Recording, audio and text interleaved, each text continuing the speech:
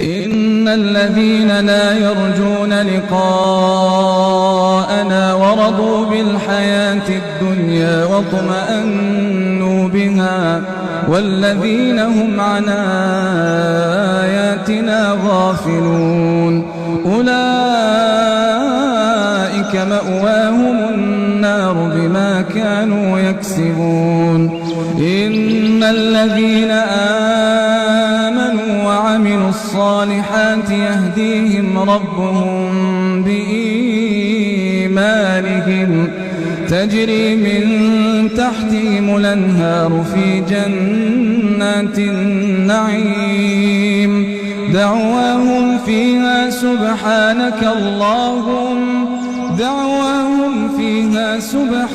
اللهم وتحيتهم